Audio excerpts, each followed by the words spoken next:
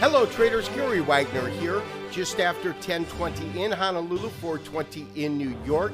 It is Monday, August the 8th, 2016, and this is Trending Markets. We had a tremendous upside surge, new record highs in the Standard & Poor's and NASDAQ on Friday. Today we have a reversal, quietly trading to the downside to, in essence, unchanged on the day. Dow Jones Industrial trading off about 14 points at 18,529. Standard & Poor's trading off about 1.25 point at 2175. Low on the day 2173 and the high 2183. So a very tight range in U.S. equities as well as gold, as we just recorded the gold forecast. So traders, the first chart that I do want to look at today is a daily chart. This chart, of course, is of the Standard & Poor's vis-a-vis the E-mini. We talked about the fact that we did break to a new record high on Friday. Daily chart, standard candlestick, as I said, and this is a Friday's action. A nice, strong upside move.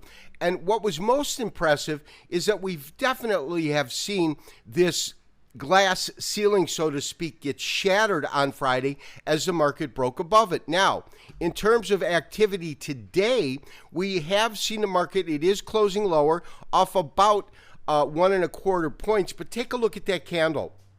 The candle type that we're looking at, of course, is a straight doji candle. A doji is where the open and close are pretty much identical or are identical. In this case, they're off by 1.25, 1.25 point on the day. Now, one of the interesting things, though, about this pattern is that what I have identified here is simply called a scouting party. Now, a scouting party is a pattern. It is a non-candlestick pattern, although it was identified and created by Steve Nissan, really considered to be the father of candlestick analysis here in the United States. He's a gentleman that brought it here after Seiko Shimizu. It was Seiko Shimizu that brought it to everyone, and Nissan that made it accessible to everyone, I should say.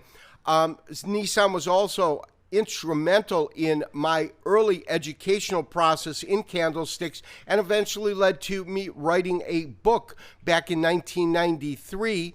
And that book actually had a forward by John Bollinger, but also had a back cover statement by Steve Nissan, which I was always happy to see. Now, what a scouting party is that if you've got a market scenario in which there is a defined top in the market, we can absolutely say that. His belief is that you'll see the market kind of clip up over that. That's the scout right here. And in essence, he is testing the fortitude, or this candle, I should say, is testing the fortitude of the bearish faction to see if they can bring it down. Now, if in fact we start to see trades above this particular price point, and let me get the proper candlestick. In other words, we get a couple of days where we have green candles here that are above this price point. He calls that a beachhead. In other words, the scouting party comes in. The bears don't have the fortitude, the wherewithal to bring the market back down. And so they start to create basically a series of candles or trading days in which the market is trading above this former level of resistance, in essence, having it become support. So traders, the next chart that I do want to look at is a crude oil chart. Daily chart, interesting activity in crude today in which crude oil has gone up over 2.5%, 2.61%, up $1 plus per barrel to close at 42.89.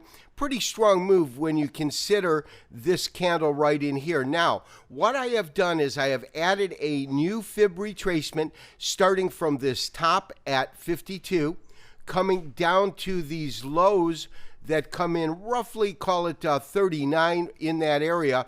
And when we do that, we create a fib retracement.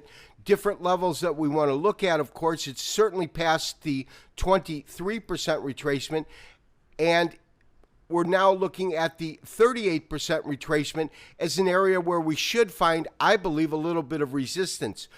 Now, we did have an announcement that OPEC is going to be meeting in the next couple of weeks, and they're going to try to do something to prop the price of oil up.